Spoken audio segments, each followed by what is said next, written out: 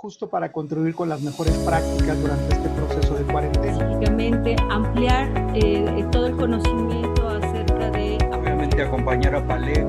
Juntamente con las instituciones aliadas con quienes sumamos esfuerzo en este caso.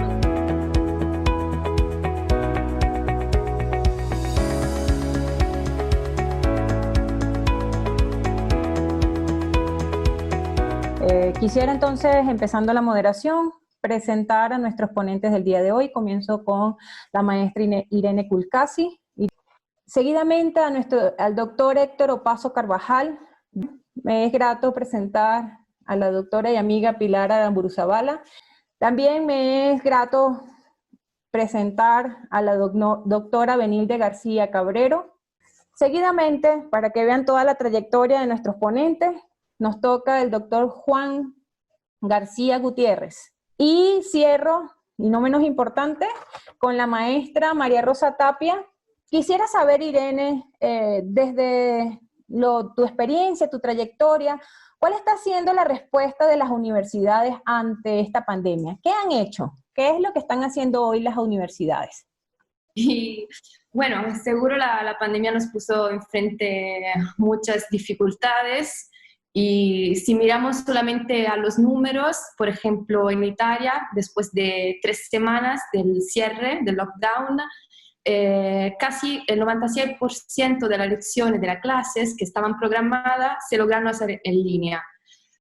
Pero bueno, si entramos dentro de las experiencias, la situación va a ser mucho más compleja y variegada. Seguramente hay 2 retos principales que tuvimos que enfrentar y seguimos enfrentando. El reto del aprendizaje, porque los docentes tuvieron que buscar las plataformas para hacer educación a distancia y también la metodología más apta para el aprendizaje en línea. Pero además, muy importante, el reto de la socialización, el reto de estar juntos, de crear una comunidad en un momento en el cual no podemos vivirla de manera concreta.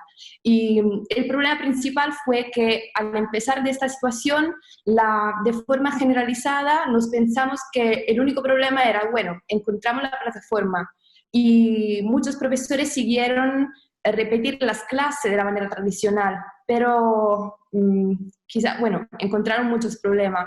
Y nos dimos cuenta que era necesario innovar, que no podíamos reproducir el mismo transferimiento de conocimiento, sino que cambiar de manera completa el modelo educativo. Y entonces estamos en una crisis, fue una crisis de tipo educativo, pero también fue la primera vez que tuvimos la oportunidad, porque enfrentado a problemas evidentes, que cambiar es necesario y seguramente es posible. Y esto fue lo que estamos trabajando. El aprendizaje servicio fue casi como una respuesta natural a la búsqueda de actividades activas. Y bueno. Sí, es importante señalar que pues, la UNAM es una universidad, una mega universidad, ¿no? Que tiene 14 sedes, ¿no? En 4 continentes, que tiene 360,883 alumnos, ¿no? Con 30,000 profesores. O sea, es realmente un universo muy amplio, ¿no? Pero en términos generales, yo podría resumir lo que ha hecho la universidad en 6 vertientes, 6 líneas principales, ¿no? Primero que nada, bueno, pues evidentemente el cierre, ¿no? El cierre de las escuelas a partir del 23 de marzo, y entonces eso hizo que pues, alumnos, no solamente universitarios, porque la UNAM tiene estudiantes también de bachillerato, pues es que estuvieran todos, ¿no? Confinados. La segunda cosa que me parece importante señalar es que inmediatamente se montó un centro, ¿no? Para la detección del COVID-19, en donde para todos los campus de la universidad se sigue dando atención a profesores y alumnos de manera gratuita a aquellos que presentan síntomas, ¿no? Entonces, la universidad directamente trabajando con la investigación mano a mano para poder apoyar esto, ¿no? Otra cosa que creo que es muy importante es todo el tema de las estrategias de salud mental que la universidad ha puesto a la disposición de profesores, estudiantes, para enfrentar la crisis, ¿no? Para enfrentar todas estas situaciones que son muy difíciles. Y también hay un call center para ayuda psicológica, ¿no? Por supuesto que en el caso del aprendizaje servicio, se suspendieron las actividades presenciales, pero más adelante pues hablaremos de qué es lo que se ha podido hacer a través de línea, ¿no? Y bueno, la UNAM también creó un espacio de difusión que se llama Comisión Universitaria para la Atención de la Emergencia, con 91 acciones, entre ellas kits de protección, ¿no? Sensores de temperatura, portales con un montón de acervo para dar acceso a muchísimos programas a distancia, etcétera. Y se publicaron también textos muy importantes, como uno que se llama Educación y Pandemia, una visión académica, y también el otro, recomendaciones para transitar, ¿no? de la educación presencial a la no presencial, porque evidentemente pues esto se vio que había una brecha digital importante, que habían problemas y no era nada más cuestión, digamos, de decir, ya pasamos a esta modalidad. Esas serían las líneas de acción generales que ha realizado la universidad. Bueno, en el caso chileno, podemos en este caso compartir muchas de las cosas que han dicho ya los dos panelistas previamente. Estamos viviendo un proceso que también es un proceso de emergencia. Esto es un detalle que también habría que considerar en nuestras alocuciones, porque esta es una cuestión inédita. Estamos hablando de cerca de 1.2 billones de estudiantes, según datos de UNICEF, que están en este momento cerca del 95% de la población mundial que no tiene acceso a las clases regulares, lo que ha demandado una respuesta de emergencia, lo que quiere decir que los focos de las acciones han estado básicamente en responder a estas cosas urgentes, y una de las preocupaciones de la Universidad Católica Silva Enrique y del laboratorio en el cual yo trabajo es no perder de vista en estas respuestas de emergencia los enfoques de derecho. Porque una de las cosas que encontramos preocupantes de este periodo es que se empiezan a centrar las acciones en responder ¿a qué? A responder en la mantención del proxy del sistema educativo como el proxy al mercado laboral, o responderlo como el espacio virtuoso del desarrollo y despliegue de las agencias para el desarrollo de proyectos de vida que actualmente están sometidos a una crisis que también es histórica. Estamos viendo también la transformación de un modelo que no tenemos mucha claridad, tenemos claridad de los efectos negativos, pero también esto implica a las universidades ir pensando en la transformación del futuro. También considerando que esta crisis es parte de un proceso de transformación que, según datos científicos, al año 2030 tendremos también los colapsos básicamente de los ecosistemas, lo cual es que nosotros empezamos a entender esto como una serie de procesos transformadores. En la Universidad Católica Silva Enrique en particular, una universidad que es pequeña, 6.500, 6.700 estudiantes, gran parte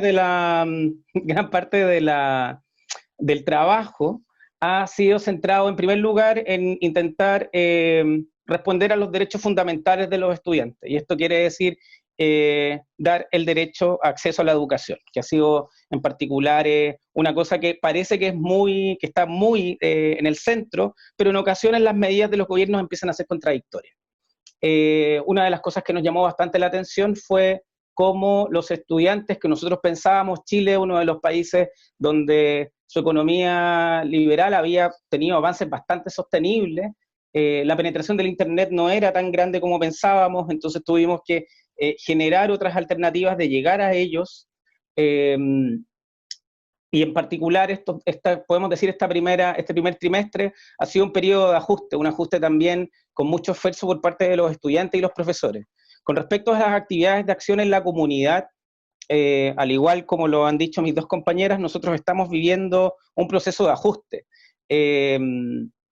Ajuste en el sentido de que hay un cambio en el modelo de interacción directa, que era parte de uno de los factores que el aprendizaje de servicios siempre permitía al menos trazar algunos cambios, y también otra de las cosas que empezamos a ver nosotros con cierta preocupación tiene que ver con el trabajo del desarrollo de las agencias individuales y colectivas para poder, en este caso, pensar el futuro. Eso es un poco lo que nosotros estamos acá.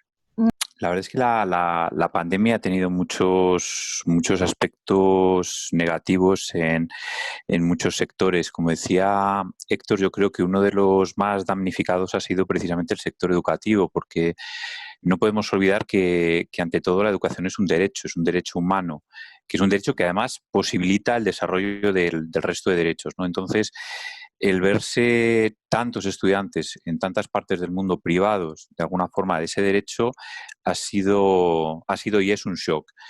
En concreto, mi universidad, la UNED, la Universidad Nacional de Educación a Distancia, una de las primeras acciones que ha emprendido de manera global como institución, como universidad, fue porque prácticamente en España al poco de detectarse o de anunciarse, de ver los primeros casos de la crisis, lo primero que se hizo fueron cerrar las instituciones docentes, desde las guarderías, las escuelas infantiles, los colegios, los institutos y las universidades.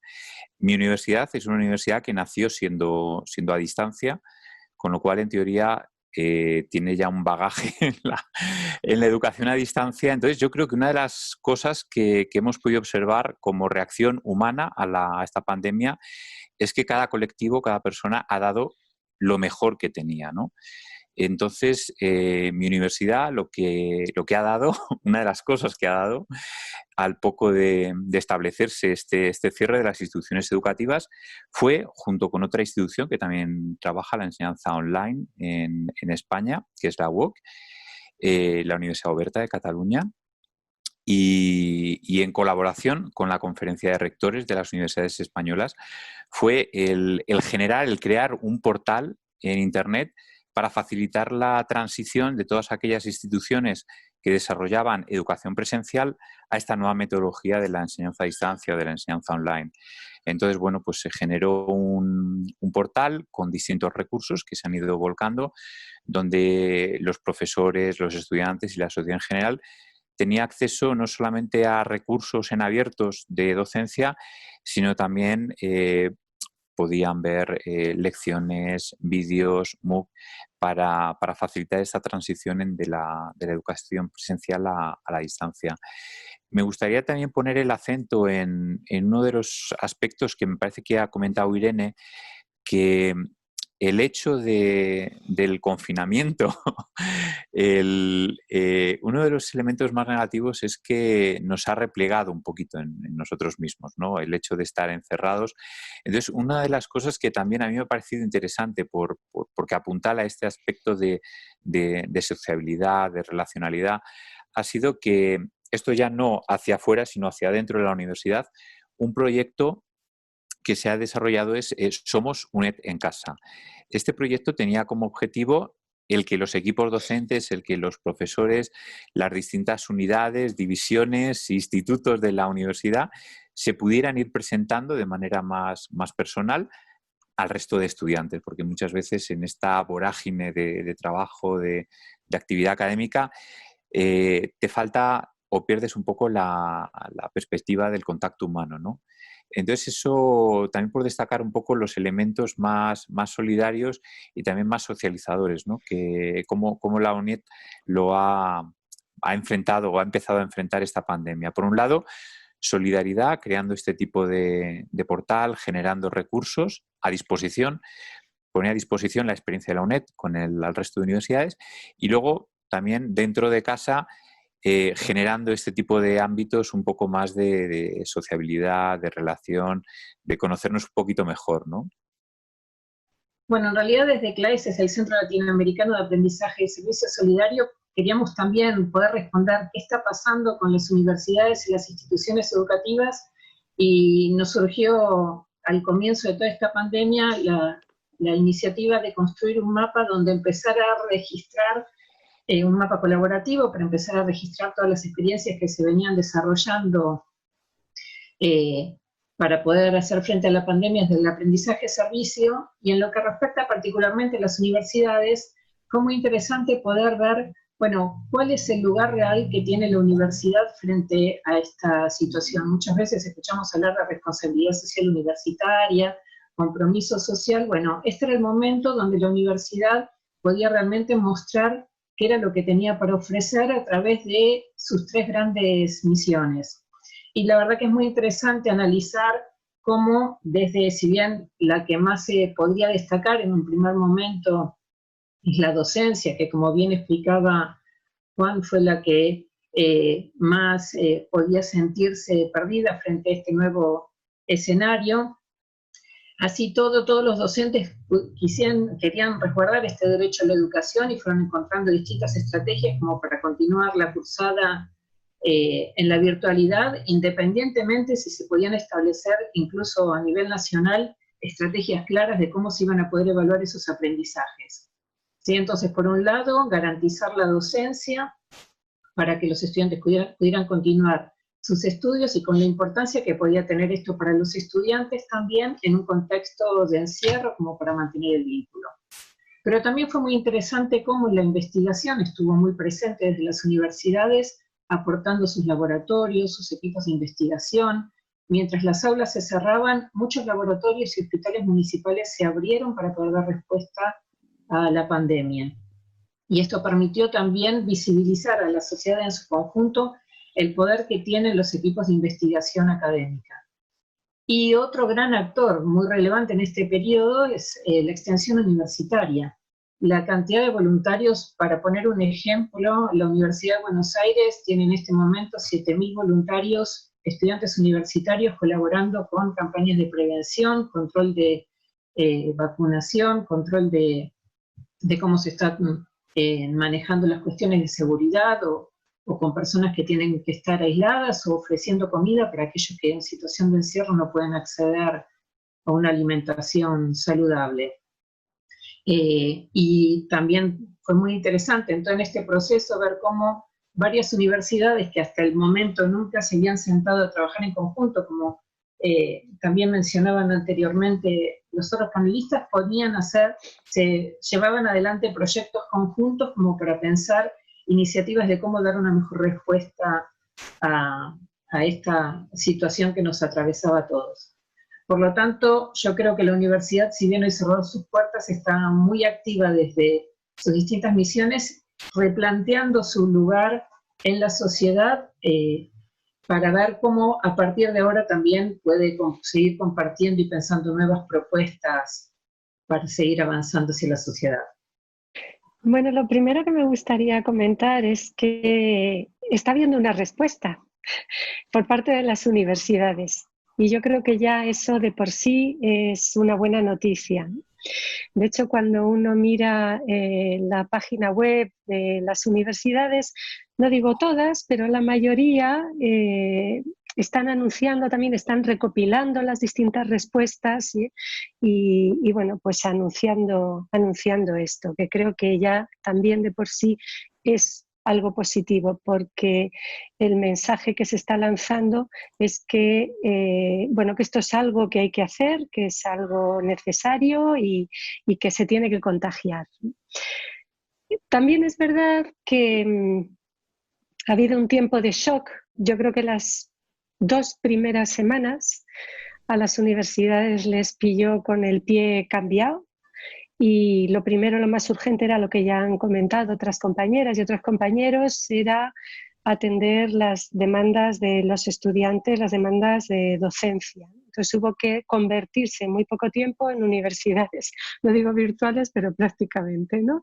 Bueno, eso ha llevado tiempo, ha llevado esfuerzo. Entonces, entre el tiempo de shock y el tiempo en el que hemos estado muy ocupados con esta transformación, pues no digo que haya sido un tiempo perdido, y además no ha sido así afortunadamente en todos los casos, pero sí que es verdad, al menos en nuestro caso particular, en la Universidad Autónoma, pues se nos fue un tiempecito, un tiempo importante. Pero bueno, lo importante es que ha habido reacción y ahora lo que sí que sería bueno es, creo que es el momento de empezar a plantearse cómo se va a extender es decir, estamos dando una respuesta a una necesidad inmediata, urgente, pero ahora vienen las secuelas y es el momento de plantearse ¿qué se va a hacer a partir de ahora? Si las necesidades persisten, tendrán que persistir estos apoyos, estas ayudas. Bueno, en concreto en la Universidad Autónoma de Madrid, pues hay toda una serie de proyectos que tienen que ver con atención hospitalaria a los niños, a las niñas en largas hospitalizaciones, que ahora no pueden salir de su habitación, ¿no? Por el riesgo a los contagios. Bueno, pues está habiendo actividades lúdicas, también actividades de formación que estaban siendo presenciales en campos de refugiados saharauis en Tinduf con el ACNUR, pues se ha transformado en una docencia virtual. Está habiendo apoyo, por ejemplo, en interpretación en lengua de signos para que los estudiantes nuestros de la Autónoma puedan seguir la docencia, incluso traduciendo, también interpretando vídeos y demás material. Bueno, yo creo que vamos bien, pero creo que podríamos ir mejor. En el caso de PALEC, hemos venido haciendo y hemos venido desarrollando actividades en línea. Como muy bien lo dicen ustedes, si me pongo a recoger las palabras de ustedes, nosotros estamos buscando también hacer lo mismo. Aunque no seamos una universidad, trabajamos con universidades, trabajamos con instituciones educativas universitarias principalmente. Y bueno, definitivamente una muestra de ello es lo que estamos haciendo hoy con ustedes, que nos dieron la posibilidad de participar, es que estamos buscando acompañar a la gente con la que veníamos haciendo a las comunidades a través de estos medios, haciendo diferentes actividades, buscando la inclusión permanente, que es uno de los ejes fundamentales de PALEC. En ese particular, no me quiero extender porque es parte también de lo que ustedes dijeron en su primera ronda de preguntas. Quisiera saber, doctor Héctor, ¿qué está aportando el APS? ¿Qué experiencias de APS conocen que han tenido que adaptarse a esta nueva situación? ¿Y qué experiencias conoces que se han diseñado específicamente para dar respuesta a esta pandemia? ¿Qué ha aportado el APS? ¿Qué se rediseñó y qué se hizo para atender esta pandemia? Aprovecho después de linkearla, creo que el equipo de CLAIS y María Rosa también, ellos han hecho quizás María Rosa ahí puede profundizar, porque ellos han hecho una suerte de mapeo que es muy interesante, entonces también quisiera ceder un poco ese espacio. Yo voy a hablar un poco desde la experiencia, considerando que CLAIS ya hizo un aporte muy importante en esto. Bueno, una de las cosas que nosotros notamos, al menos desde nuestra revisión, acá hubo un cambio en la forma en que empezamos a trabajar. Hubo, en primer lugar, el aprendizaje servicio al modificar su lógica de interacción directa, que era gran parte de los programas que existían, funcionaban con interacciones directas con la comunidad. Era muy incipiente el trabajo virtual, ahí también Juan García, mi compañero, puede darnos algunas pinceladas, son personas que yo conozco su trabajo, pero empezamos a ver un cambio en la lógica de trabajo, empezamos a ver también un cambio en cómo nosotros en el laboratorio hablamos los procesos de ideación de los proyectos, la manera en que hacemos los diagnósticos, empiezan a virtualizarse, empieza también a existir una manera que obliga a una eficacia de las acciones que antes probablemente podíamos quizás divagar en algunos procesos de ideación, y hoy, producto de la emergencia, las respuestas necesitan tener una lógica de árbol de problemas y un marco lógico de solución, lo cual también creo que le ha venido bastante bien al aprendizaje servicio. Por otra parte, también lo que nosotros empezamos a ver, y en particular del trabajo que hacemos en Chile, en el laboratorio, es esta necesidad imperiosa de, junto con responder a las necesidades genuinas de la comunidad, partir nuestro trabajo desde el enfoque de derechos. Partir nuestro trabajo desde, en particular, el respeto hacia los derechos humanos, los temas de justicia. En particular, creemos que vamos a ir pasando desde modelos de justicia redistributiva hasta justicia reparadora, considerando de que la crisis no es solo social, sino también es económica y es sistémica. En particular voy a citar el trabajo de mi compañero Jorge Castillo, sociólogo del laboratorio, y Álvaro Carreño, psicólogo del laboratorio, con quienes estuvimos trabajando en una asesoría para UNESCO, y ya preveíamos en particular en la meta 4.7 del ODS 4, la posibilidad de actuar en estos contextos de alta complejidad y de en contextos de peligro, porque también creo que hay un cambio, el aprendizaje servicio empieza a avanzar desde la lógica del riesgo, como diría Ulrich Beck, a una sociedad ya del peligro, donde los peligros son evidentes y son permanentes, y que pueden, de una u otra manera, atacar nuestra propia supervivencia. Y otro, por supuesto, bueno, vuelvo a decir, estos son campos que yo respeto más a María Rosa y a Juan. Creo que la llegada a la tecnología, al aprendizaje-servicio, y las aplicaciones, el desarrollo de respuestas específicas ha sido brutal. En particular, quisiera una experiencia que conozco, en el caso en Zimbabue, los programas que se prepararon directamente de las universidades del país para responder, por ejemplo, a la seguridad alimentaria o a la seguridad, en este caso, sanitaria de los países, utilizando aplicaciones que eran generadas por los propios estudiantes. También vemos un grado de agenciamiento interesante en términos de la creación de agencias colectivas, que el aprendizaje de servicio siempre lo buscó, pero que en este caso, dada la necesidad de responder de manera eficaz y pertinente, con estas lógicas de árbol de problemas y de tomas de decisiones, básicamente, en algunos momentos pueden ser binarias, ha mejorado la capacidad de respuesta. Lo que deberíamos saber es si ha mejorado también la eficacia de la respuesta, que creo que ese es un campo que, en términos de teoría de la implementación y evaluación de los programas, que en esta conversación o en otras siguientes deberemos tener en cuenta. Ante todo, muchas gracias, Héctor, por tus comentarios, y bueno, y de paso en el chat ya hemos compartido el link al mapa para que todos puedan recorrerlo y puedan también sumar sus propias iniciativas. En realidad, si pensamos, al menos nosotros pensamos qué es lo que aporta el aprendizaje-servicio en esta situación, yo creo que una de las principales cuestiones que fue fundamental en este proceso es la reflexión que aporta acerca de todo esto que está pasando desde el lugar de los estudiantes, los docentes, la vinculación con la comunidad. Si mencionábamos antes la cantidad de estudiantes que hoy se están contactando de distintas maneras con la comunidad a través del voluntariado, ¿cómo vamos a poder después recuperar todas esas experiencias para el dictado de las clases, o qué nuevos contenidos vamos a tener que incorporar también en la currícula, o qué nuevos vínculos estamos pudiendo generar que después van a poder ser iniciativas para poder pensar en el diseño de nuevos proyectos? En función de las distintas experiencias que estuvimos viendo, también pudimos ver, en función del nivel de institucionalización que tenían las instituciones educativas, también cómo podían continuar llevando adelante los proyectos. Porque sin duda sabíamos que había una limitación física muy clara que impedía, quizás en un primer momento, el acercamiento a la comunidad o poder mantener buenos vínculos. Por eso ahí también es fundamental cómo aquellas iniciativas que venían trabajando con un fuerte componente presencial pudieron encontrar, a partir de identificar a otros referentes válidos o encontrar otros canales de comunicación, poder repensar sus prácticas desde la presencialidad hacia la virtualidad, como pueden ser el ejemplo que Pilar antes mencionaba de aquellos que trabajan con niños hospitalizados que hoy se están comunicando por Facebook o por las redes sociales como para seguir llevando entretenimiento a esos niños, o sea, proyectos que desde la presencialidad pudieron hacer la transición a la virtualidad. También hay otros proyectos que ya venían trabajando en la virtualidad.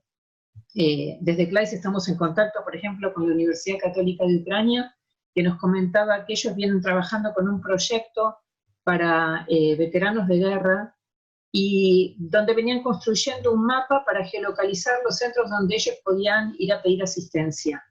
Ahora comenzó el encierro, comenzó la pandemia, y los estudiantes sintieron que más que nunca era necesario poder continuar con ese proyecto, como para que desde el espacio virtual ellos pudieran seguir acompañando a estos veteranos para que supieran a qué organizaciones podían contactar, a quién podían pedirles ayuda.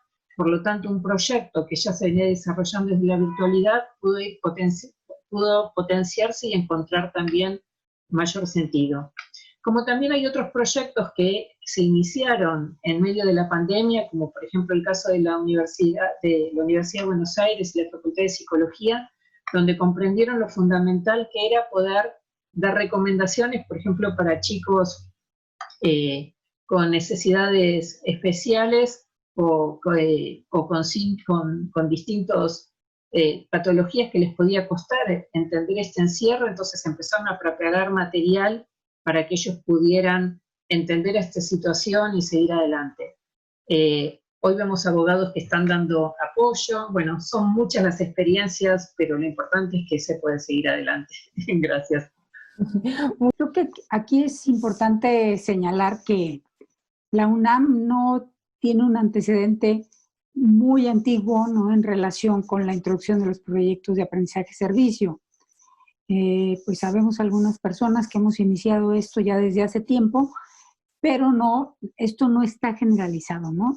Digamos, de 5,000 proyectos de servicio social, que aquí, digamos, también hay algo que no hay una tradición muy fuerte del voluntariado. El voluntariado, pues, son iniciativas de organizaciones de la sociedad civil y, por otro lado, algo que ocurre frente a los desastres, ¿no? Ahí sí el pueblo mexicano hace gala de su solidaridad y entonces se vuelca a hacer una serie de acciones. Pero no hay una tradición fuerte de voluntariado, y el servicio social que se hace en la universidad y en términos generales en muchas universidades del país, pero aunque hay otros ejemplos que quiero mencionar de universidades privadas que están haciendo otras cosas, ¿no? Pues en general el servicio era así, un servicio social que incluso a veces ni tenía mucho que ver con lo que el alumno tenía interés, etcétera, y solamente cumplir una serie de horas, pues de estar de voluntario hasta incluso en un proyecto de investigación. Entonces, digamos que cambiar esa lógica a los proyectos de aprendizaje-servicio, entonces vinculados con una materia, el registro que tiene, ¿no?, la Dirección de Servicio Social, es que solamente de esos 5,000 proyectos que están registrados, solamente 200 están vinculados a una asignatura y están tratando de hacer un vínculo y un trabajo distinto, o sea, solamente el 4%. Entonces, bueno, de los ejemplos que yo conozco, porque hemos estado en paneles, ¿no?, y que han trabajado, a mí me parece que, bueno, en términos generales, pues sí, las aproximaciones estas, por una parte, han empezado a generar frutos porque nuestra propia facultad, ¿no?, se interesó porque todo su modelo de prácticas ya fuera de aprendizaje-servicio, ¿no? Y antes esto, pues era algo desconocido para ellos. Hemos empezado a dar muchos talleres, nos ha servido muchísimo el curso de CLAIS, ¿no?, para apoyar a todos los nuevos profesores que se empezaron a entusiasmar, ¿no?, para que sus prácticas no solo fueran profesionales, sino realmente de servicio solidario, ¿no? Entonces eso implica cambiar muchas cosas y eso, bueno, ha empezado a permear. Pero hay proyectos que ya están empezando desde los nuestros, otros en arquitectura, Cuautitlán tiene proyectos, etcétera. Y lo que se ha visto, digamos, los ajustes necesarios, pues todo, pues sí, es transitar a la virtualidad a través de hacer chats. Hay un proyecto muy interesante de 0 a 100 para un envejecimiento saludable que tiene adultos desde 45 hasta 85 años que han tenido que empezar a aprender, ¿no?, hasta desde el WhatsApp, ¿no?, y crear un grupo de Google Meet. En uno se ponen de acuerdo para las fechas, en el Google Meet hacen las sesiones, pero les han mandado rutinas de ejercicios, ¿no?, de videos de autocuidado, etcétera. Entonces, definitivamente, digamos, pues sí, frente a la crisis, como dijo Pilar, estoy de acuerdo, pues damos una respuesta inmediata, sí estamos haciendo, pero no son unas respuestas muy pensadas y muy calculadas, pero sí son adaptativas y que satisfacen necesidades inmediatas. Bueno, nosotros en la Universidad LUMSA de Roma son casi 10 años que trabajamos de manera formal con el APS, pero estoy de acuerdo con lo que dice Benilde, que quizás de verdad fue la primera vez que todos los profesores, también los que no tenían tan contacto con el APS, se pusieron a pensar cómo nuestra disciplina puede ser de ayuda a la realidad, porque estamos en un momento de emergencia, es necesario.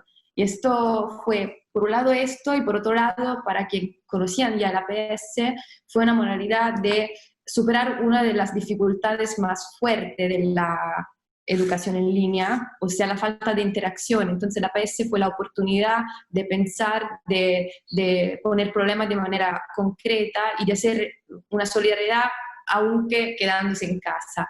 Y entonces se crearon muchos proyectos para la pandemia. Un proyecto se llama, por ejemplo, Estrés de Coronavirus. Un grupo de estudiantes de psicología que está cerca de la graduación pensaron, realizaron y difundieron un cuestionario sobre los problemas que pueden generarse debido al estrés, a la ansiedad del coronavirus. Y haciendo esos estudios estadísticos encontraron que la mayoría de la gente tenía problemas con la regulación del sueño. Entonces contactaron un ente en este sector, producieron un pequeño vídeo para ayudar a la gente a regulamentar el sueño. Otro proyecto que se llama Yo como tú se ocupó del tema del cyberbullying. Entonces son futuras educadoras que crearon una página de Instagram y dijeron, bueno, esto es un tema muy fuerte ahora, intentamos sensibilizar a los niños a través de cuentos, a través de experiencia, cómo podemos superar este problema. Y muchas otras cosas.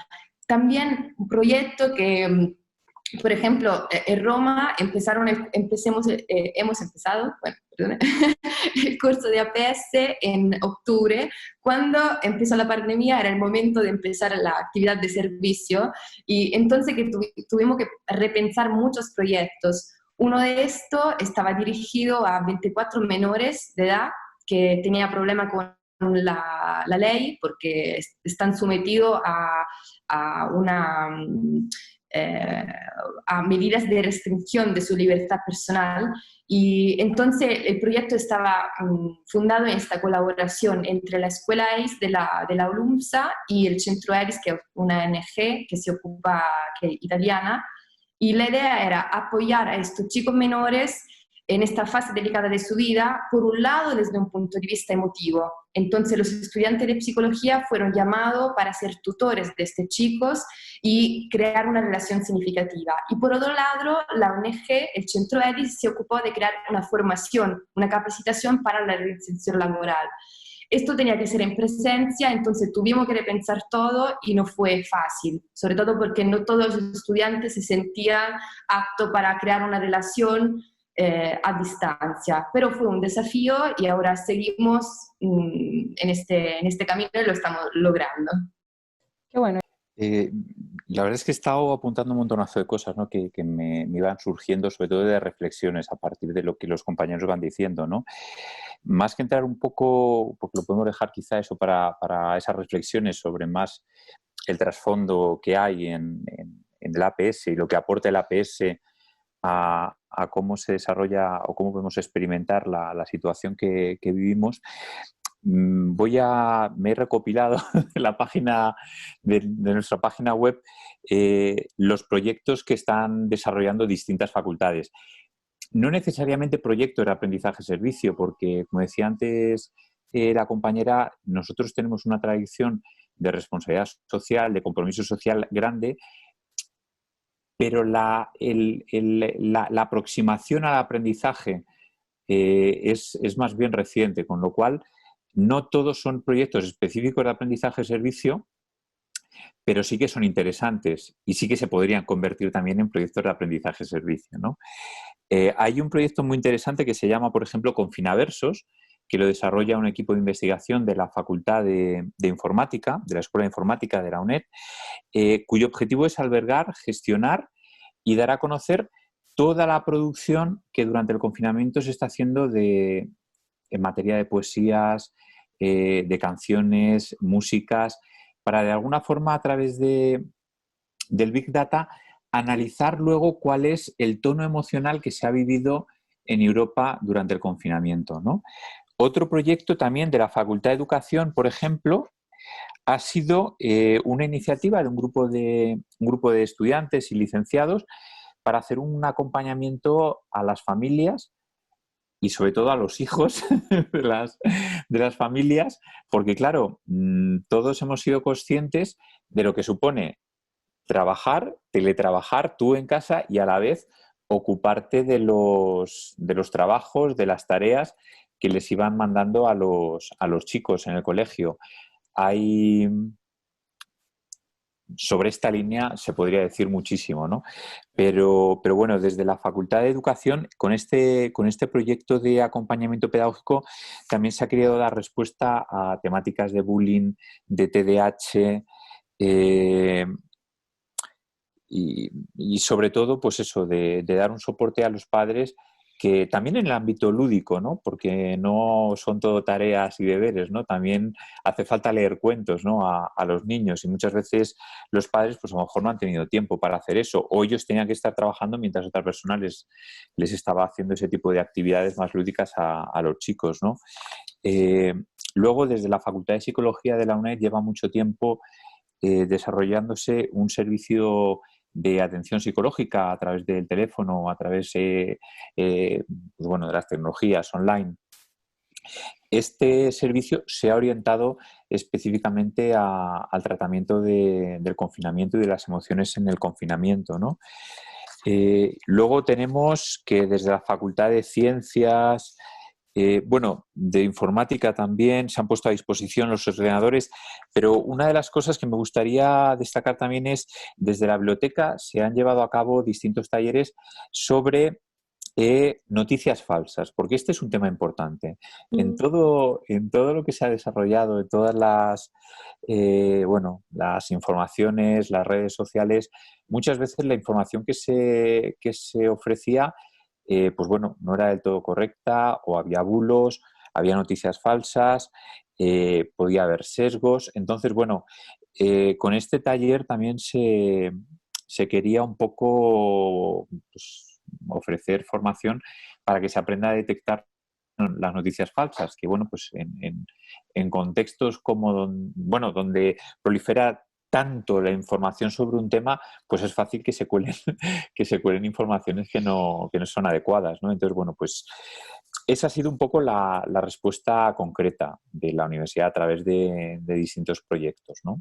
Bueno, ¿qué está aportando el aprendizaje-servicio, además de todas las cosas que han ido diciendo las compañeras y compañeros? Hay algo que a mí me gustaría destacar, y es que está aportando espacios de reflexión. Está dando la oportunidad de que reflexionemos junto con los estudiantes de qué queremos que los estudiantes hagan y aprendan en esta situación, ¿no? ¿Qué tipo de cambios queremos ver en el mundo? Estamos hablando de que de aquí deberíamos haber aprendido lecciones. Bueno, pues ¿qué? ¿Y cuál es nuestro papel en ese cambio? Y aparte de eso, cuando preguntamos qué experiencias conocemos en las que los proyectos de APS se han tenido que adaptar, pues por poner un ejemplo, estábamos desarrollando un proyecto de aprendizaje-servicio en el entorno educativo rural. Y el proyecto consistía en hacer una campaña de difusión y sensibilización sobre lo que es la educación rural, son estudiantes de formación de profesorado y estudiantes de marketing. Bueno, pues claro, eso incluía el visitas, el trabajar en el campo. El proyecto ha tenido que rediseñarse y entonces ahora lo que es un estudio de las necesidades de este momento, de las necesidades derivadas de esta situación en la educación rural. Y luego un proyecto que ha nacido nuevo es Educamos Contigo. Esto empezaron en la Facultad de Psicología, en el máster de Psicología Educativa, un poco en la línea de lo que comentaba Juan, dando respuesta a estudiantes, docentes y familias sobre cuestiones relacionadas pues, con estrés, con depresión, con gestión de tiempo, gestión de conflictos, bueno, toda una serie de cuestiones que están surgiendo y al cabo de casi un mes, tardamos un poquito en reaccionar, la Facultad de Formación de Profesorado se ha unido a este proyecto dando apoyo escolar. Ahora mismo hay 80 estudiantes de psicología voluntarios, hay 40 estudiantes de profesorado dando apoyo escolar, hay 40 y tantos docentes trabajando como mentores de esos voluntarios, se están haciendo campañas para recoger tablets y se están entregando a los centros porque los niños con más necesidades no tienen siquiera acceso a ordenadores para poder continuar con la docencia, con el aprendizaje. También se ha incorporado, bueno, por supuesto, los estudiantes de informática son los que han diseñado la página web y la mantienen. Estudiantes de interpretación están ayudando también, sobre todo con las familias, para poder hablar con familias que no conocen el español. Bueno, es un proyecto que ahora nos estamos... estamos ahora incorporando, o sea, nació sobre la marcha, nació en el momento en el que surgió la necesidad y ahora es cuando lo estamos reconvirtiendo en aprendizaje-servicio, incorporando actividades de reflexión, actividades de difusión, bueno, pues todos esos elementos. Y estamos también buscando el reconocimiento en créditos. Bueno, los aportes significativos, además de ese proceso reflexivo que habla la doctora Pilar, dándole la voz a los estudiantes. Ese dar la voz que muchas veces se la arrebatamos y que en ese arrebatamiento creemos nosotros como académicos, como docentes, como líderes de proyectos, que somos los que tenemos la posibilidad de orientar y de promover estos procesos. Y definitivamente hoy son los protagonistas de todos los proyectos de APS de PALEC, o todos los proyectos de APS que lleva PALEC con instituciones universitarias, porque todos son estudiantes universitarios de diferentes instituciones. ¿Por qué? Porque ellos son los que son los nativos tecnológicos, son los que realmente han llevado la batuta en el tema de las tecnologías, y son ellos los que han propiciado hoy poder nosotros reconvertir, poder rediseñar los proyectos de APS que teníamos en línea, en presencial, en línea, poder llevarlos a actividades en línea. Les traigo un ejemplo de ello en el proyecto de equidad de género que tenemos con la UNAM, pero con varias facultades. El proyecto de equidad de género a comunidades de UNAM principalmente está orientado a atender a toda la comunidad de UNAM, no solo estudiantes, sino maestros y diversos. Principalmente participan estudiantes de Aragón, estudiantes de Acatlán, aquí está una de sus autoridades de Acatlán, de Cuautitlán y una persona de la Facultad de Psicología que tengo por allá, Benilde, hay una chica de Servicio Social, porque en la UNAM lo anclamos al Servicio Social, si tiene una condición como requisito de egreso. Aquí el Servicio Social es un requisito de egreso y por eso es una intención académica propia de la universidad y de las universidades mexicanas. En ese particular, este proyecto hacíamos atención a las comunidades, foros, infografías, teníamos consultas, porque tengo muchos jurídicos, de abogados, la psicóloga, y tengo psicólogas de otras instituciones universitarias como la Universidad de Cuautitlán Izcalli. Entonces, tenemos un grupo diverso de historiadores, de gente del diseño del Cuautitlán Izcalli, tenemos gente de diversas disciplinas, porque además es un grupo multidisciplinario, donde cada quien le da su aporte diferente.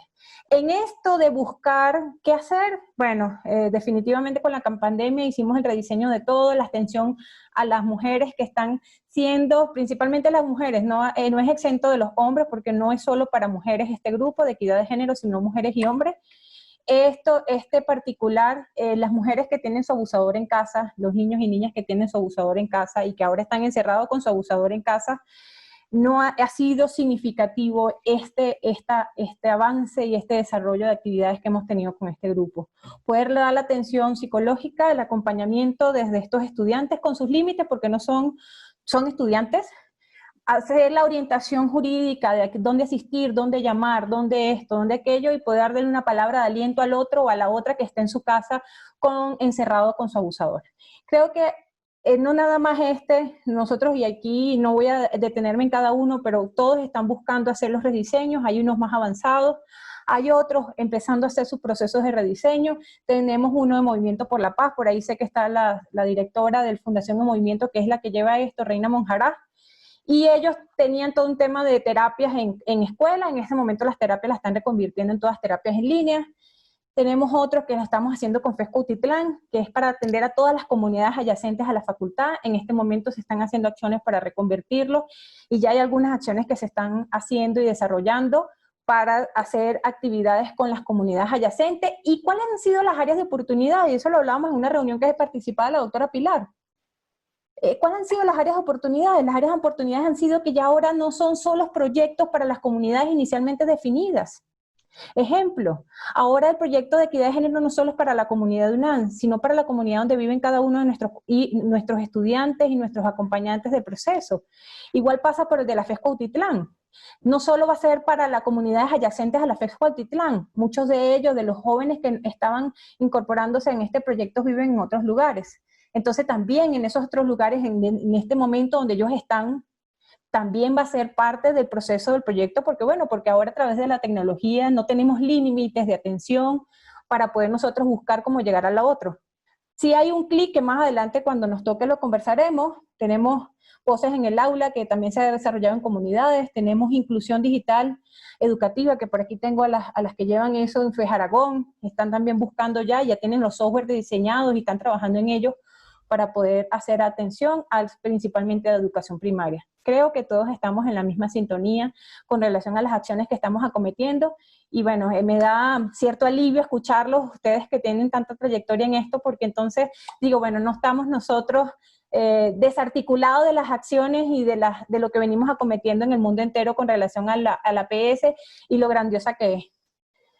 Seguidamente, entonces, sí quisiera darle la palabra a la doctora Benilde y poder que nos diga qué dificultades ha surgido para utilizar la APS durante esta pandemia. Ejemplo, evaluación de los impactos, encuentros con las comunidades, recolección de información sobre iniciativas, difusión.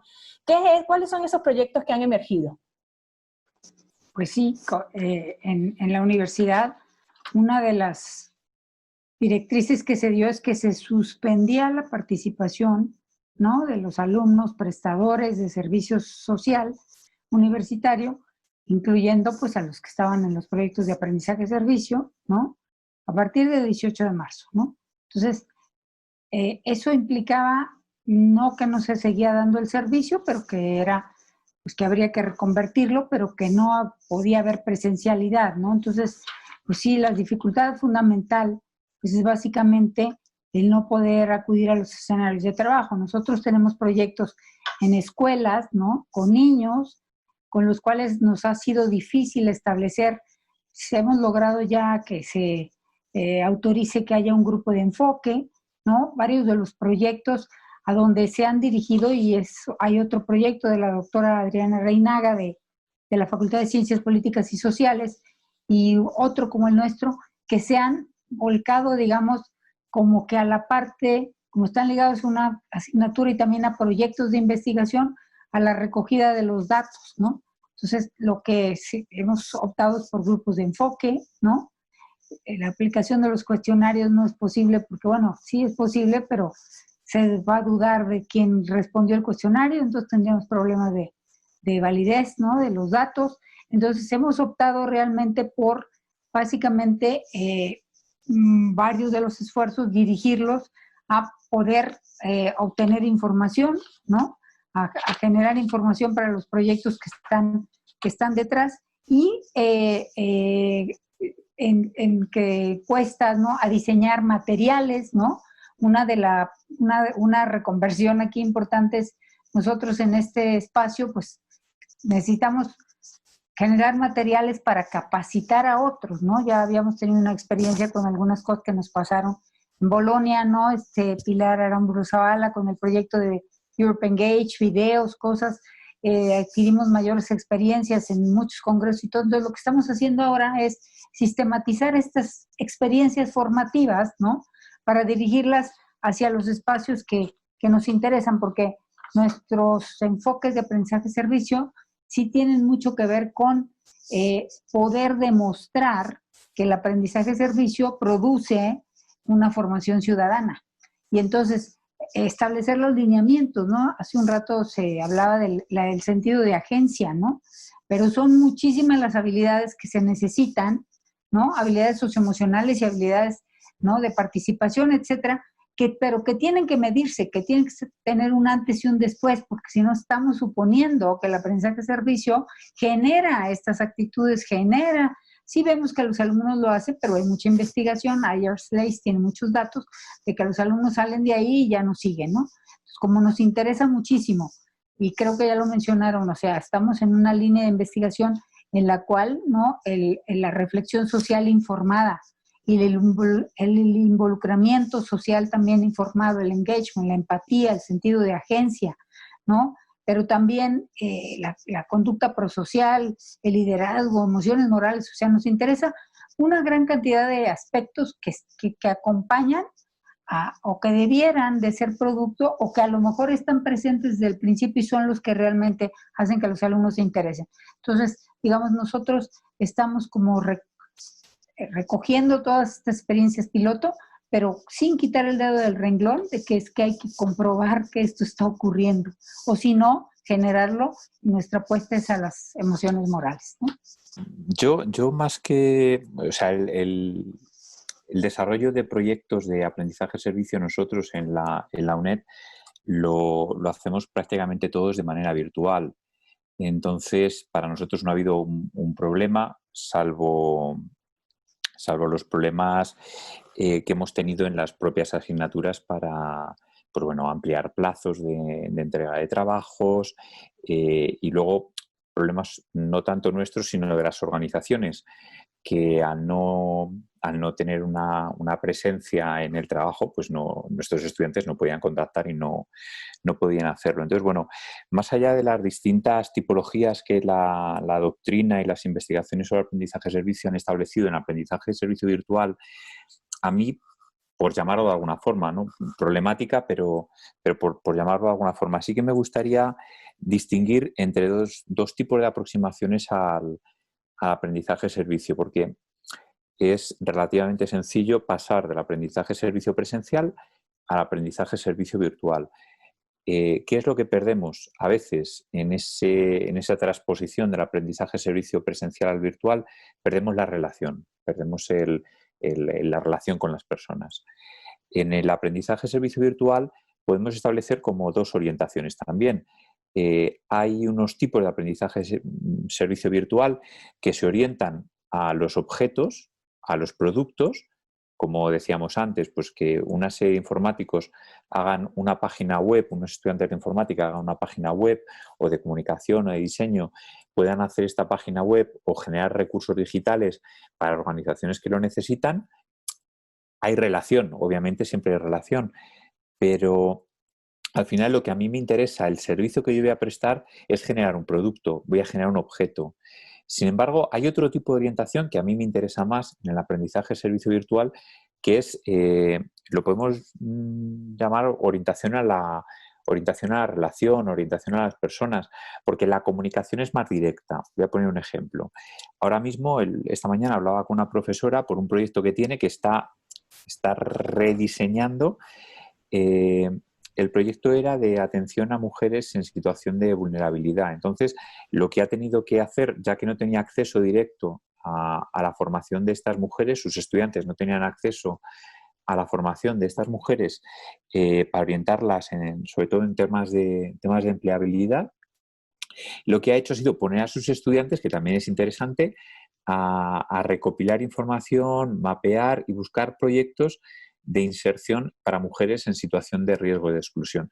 Efectivamente, ahí se está prestando un servicio, pero se pierde mucho en la relación, porque una de las cosas, de hecho, nosotros, nuestra vía para llegar al aprendizaje-servicio virtual era precisamente porque queríamos que nuestros estudiantes, en un contexto virtual de educación a distancia, potenciar la relación y potenciar los elementos más humanizadores de la educación a distancia. El relator especial sobre el derecho a la educación de Naciones Unidas, precisamente en uno de sus últimos informes sobre educación digital, lo que reclamaba es esto, que las tecnologías no nos hagan perder de vista el carácter humanizador que tiene la educación. Y eso es algo que nosotros, precisamente con el aprendizaje-servicio, es lo que hemos querido recuperar. Y otra de las aportaciones que me parece que tiene el aprendizaje, o que puede tener el aprendizaje-servicio en este contexto, es que nos hemos dado cuenta... Perdón. Me callo. 30 segundos. No. Lo retomamos luego, no pasa nada. 30 segundos, Juan. Dale, 30 segundos. No, iba a decir que este propio Zoom que estamos haciendo es un ejemplo de ello. Otra de las aportaciones que tiene el aprendizaje-servicio virtual es que nos permite contactar y relacionarnos no solamente con gente de nuestra comunidad, sino que hace del mundo una única comunidad, ¿no? Entonces, también nos permite ese salto, pero bueno, es otro discurso también. Ya me callo. Me encuentro muy de acuerdo con lo que está diciendo Juan, porque efectivamente lo que dijo es como la doble cara de la misma moneda, ¿no? Por un lado, lo que nos falta ahora es la relación con la comunidad, entonces podemos hacer un servicio, pero la dificultad grande es la de crear un vínculo concreto, porque quizás si no hemos puesto la relación antes de la pandemia y conocemos el socio comunitario solamente a distancia, de manera virtual, puede ser un poco complicado. Pero por otro lado tenemos un mundo, entonces podemos hacer proyectos con Guatemala, podemos hacer proyectos con todas partes. Y hace algunos días participé en un congreso organizado por la Universidad de Bolonia, donde los estudiantes contaban sus experiencias de aprendizaje durante este periodo tan complejo. Y lo que subrayaron fueron límites y oportunidades del aprendizaje servicio en la pandemia. Entonces, lo que dijeron los estudiantes fue que entre los límites, seguramente, bueno, a pesar de la dificultad de técnica que aún que jóvenes siempre hay, la falta de contacto, esta conciencia pero un poco superficial de la realidad con la que vamos a trabajar. Y también uno de los problemas importantes que fue planteado fue lo de la reflexión.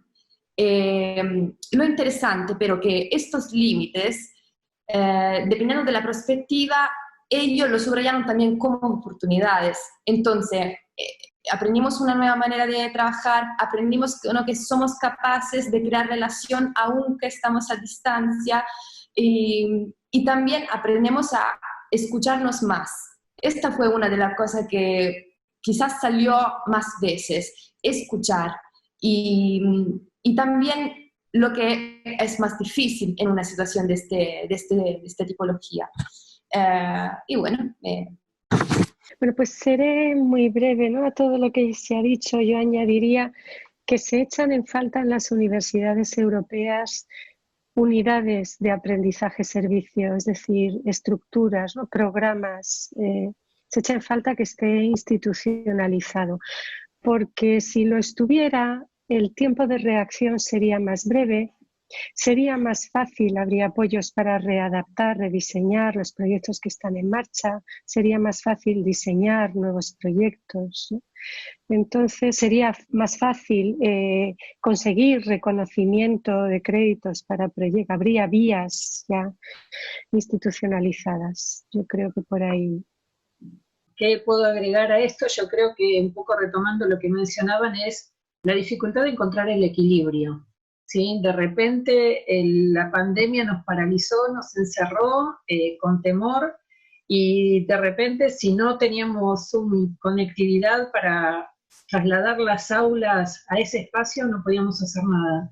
Entonces me parece que, y ahora poniendo el foco en el aprendizaje-servicio, creo que las distintas limitaciones que podrían aparecer en este contexto es no poder encontrar el equilibrio de no poder descubrir, por ejemplo, en una experiencia concreta de servicio, una gran oportunidad de aprendizaje, ¿sí? O de al momento de pensar la evaluación, pensar solamente en términos de la acreditación y no de la reflexión, y no tenerla en cuenta como un proceso continuo, que es lo que en general cuando desarrollamos los proyectos de aprendizaje-servicio es algo que tiene que estar presente a lo largo de todo el proyecto, de toda la evaluación y no solamente por una calificación. Y después retomar este gran componente que todos mencionaban de la comunicación, que también es un componente central en el marco de los proyectos, donde en realidad hoy sabemos que hay muchas comunidades que no tienen acceso a banda ancha y sin embargo hay proyectos muy interesantes que se están manejando con materiales impresos que se distribuyen a través de medios gráficos o a través de videos, donde la creatividad es la que puede ayudar a saltar estas diferencias tecnológicas. Yo creo que acá también está esta tensión de poder decir, bueno, hasta dónde manejamos lo local y hasta dónde de repente ahora si no hacemos proyectos intergalácticos no tienen sentido, cuando en realidad quizás lo importante es promover el desarrollo local de los comerciantes y en eso puedo citar en muchos proyectos muy interesantes que se están desarrollando en las comunidades donde a lo mejor con el envío de notas manuscritas se puede acompañar muchísimo a personas que están en soledad.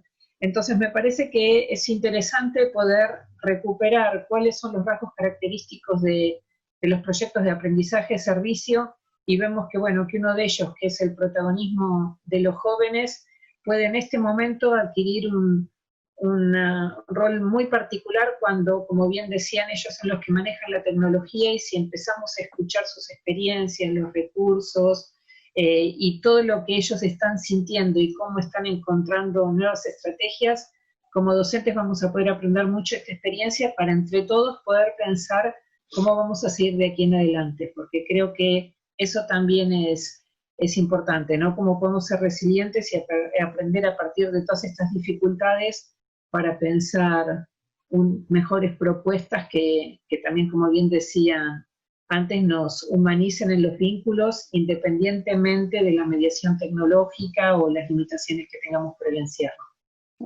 Concuerdo con todo lo que han dicho. Creo que acá hay un detalle también, hay un tema de continuidad educativa. O sea, nosotros en este momento estamos viviendo un contexto de emergencia y de continuidad educativa donde la mayoría de los esfuerzos a nivel local y global se han puesto en este sentido. Entonces también creo, en lo personal, y esto ya también voy a citar a mis queridos amigos del Clúster de Educación de Venezuela y en particular de la Coordinación de Asuntos Humanitarios de las Naciones Unidas, con quienes nosotros estamos colaborando como laboratorios en acciones en particular.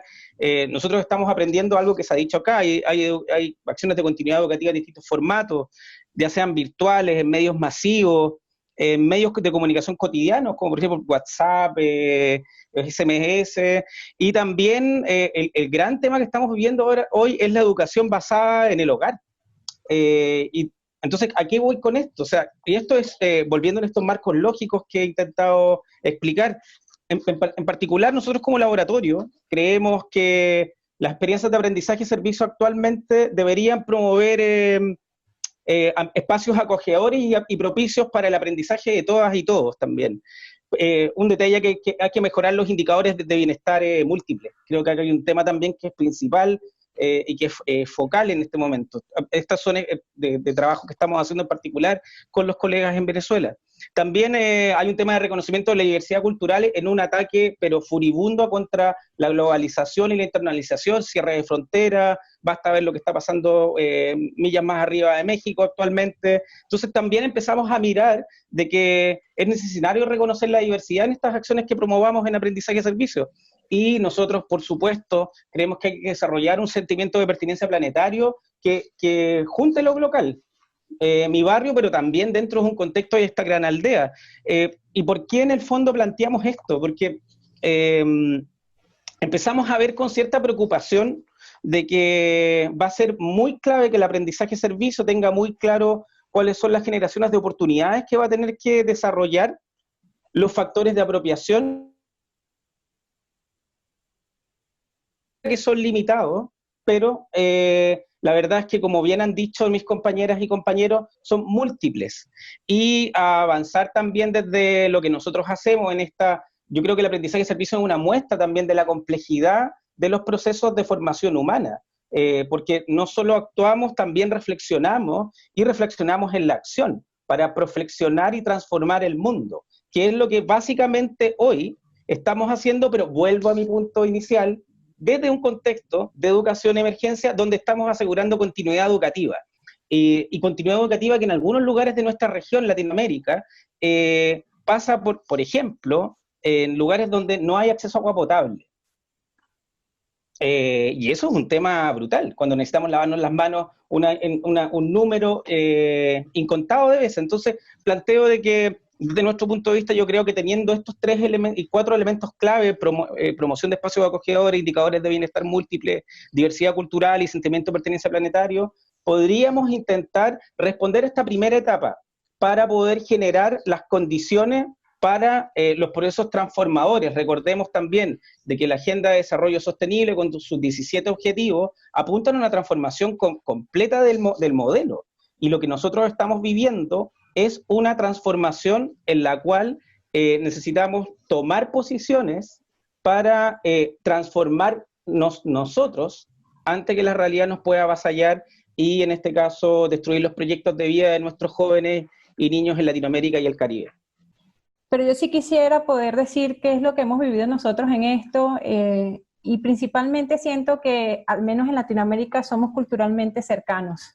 O sea, esa cercanía de tener piel con piel entre nosotros, creo que es una gran limitante hoy en esto del aprendizaje de servicio. Definitivamente todo lo que ustedes han dicho también lo comparto, porque bueno, también ha sido parte de nuestras experiencias con relación a lo que venimos diciendo. Además, porque nosotros en Palet hemos visto cómo esa realidad social te cambia, nos transforma, ese encuentro con el otro, ese acompañamiento con el otro en las comunidades. Y al no darse, eso sí creo que es una de las preocupaciones que nosotros tenemos, es ese encuentro y esa experiencia de realidad social.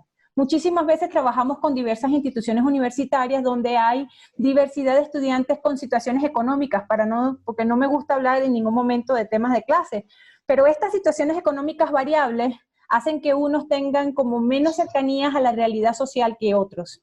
En ese particular, poder compartir con otros nos hace que nosotros podamos tener y desarrollar empatía, sensibilidad, sin fin, esa gran cantidad de cosas que la virtualidad creo que nos hace una gran limitante. Entonces creo que si una de las limitantes que nosotros visualizamos que no nos está permitiendo tener mayor resonancia con la comunidad es esto de hacer actividades digitales con la comunidad, porque no vivimos su experiencia, no vivimos su día a día y no vivimos su comunidad. Con relación a lo otro de evaluación y demás, bueno, con la doctora Aramburu Zavala hemos hecho una estructura de instrumentos de evaluación, hemos hecho una estructura de instrumentos de reflexión, y entonces eso está todo colgado en el Moodle, donde venimos trabajando todo lo que tiene que ver con la gestión APS. Para nosotros no ha sido una limitante, y además, bueno, en la confianza del otro, de poder saber que es el otro quien está haciendo el proceso de reflexión. Además que eso se ve, el que vive la APS cuando escribe en los instrumentos de evaluación, tú sabes que es la persona que está detrás, porque lo escribe de una manera tan diferente a la persona que no vive este proceso de encuentro con la comunidad. Y creo que es parte, si yo te tuviera que decir esto, ¿cuál ha sido la limitante? Esto, el encuentro con el otro, que estamos seguros que hace que nos cambie. En eso último, entonces, ¿qué recomendaciones haríamos? Alguno de ustedes tome la palabra. ¿Qué recomendaciones haríamos para adaptar estos proyectos o para generar propuestas nuevas para atender la pandemia? Parece que es fundamental, aunque haya muchas limitaciones de conectividad, reencontrarnos con aquellas personas con las que ya veníamos trabajando en los proyectos. Quizás no vamos a poder hacer muchas actividades, pero el hecho de decirles, todavía estamos acá, nos preocupa qué es lo que están pasando, es fundamental en este momento. Encontrarnos también con nuestros alumnos, que están encerrados y donde muchas veces su realidad familiar no es la mejor y que ahora lo sobrepasa, y que también nos permite tener otra mirada de nuestra propia situación de encierro y la de nuestros estudiantes. Y por último también encontrarnos con las organizaciones que continúan trabajando en la comunidad. Ellos pueden ser nuestro gran puente en este momento y para adelante, como para poder pensar nuevos proyectos. ¿Quiénes son aquellos referentes en la comunidad que nos van a poder permitir sí llegar a aquellos que están en la necesidad, como para que al encontrarnos también con los otros docentes de la universidad podamos pensar nuevas propuestas para llevar adelante? Creo que voy a insistir en los factores de apropiación. Creo que acá tenemos un desafío. Es necesario impulsar los proyectos de vida de las personas, de los jóvenes y los niños en particular, aumentar la toma de decisión también, la libre exploración, el reconocimiento y el autocuidado, también la cooperación, estableciendo actividades que promotan metas y regulaciones comunes, y también aumentar la alegría y el humor, que creo que es un tema principal también. Esto es un tema muy triste, y necesitamos aumentar también, y también aumentar en este caso la pertinencia y los apegos, en este caso los cuidados, el arraigo. Creo que es un tema a trabajar, y aquí viene un tema interesante que son en qué escenarios de despliegue.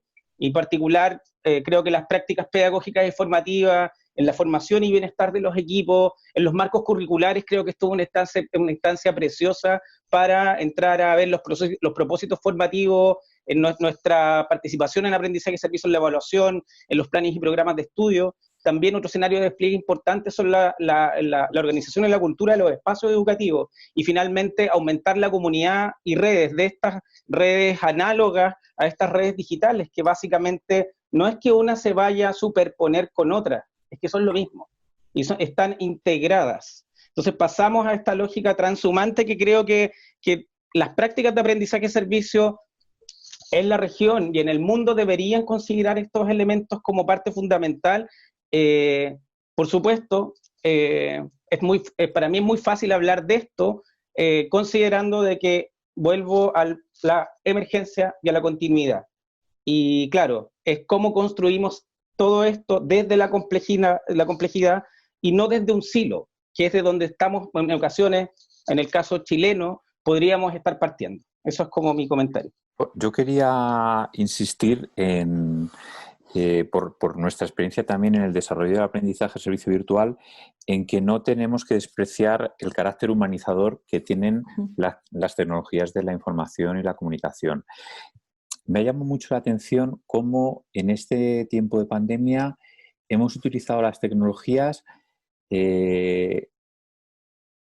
para festejar cumpleaños, para ir a misa, para hacer yoga, para bailar y salir de fiesta con los amigos. O sea, en el fondo las tecnologías son un medio para algo más profundo y lo importante es que no olvidemos eso profundo que tiene que ver con lo más auténtico del ser humano. Entonces, a mí me parecía importante que en la transición que se puede hacer del aprendizaje-servicio presencial al aprendizaje-servicio virtual o cuando desarrollamos proyectos de aprendizaje-servicio virtual, que no perdamos de vista la autenticidad y aquello que es más propio del ser humano y es a lo que apunta la educación. El resto son medios para humanizar al propio ser humano, ¿no?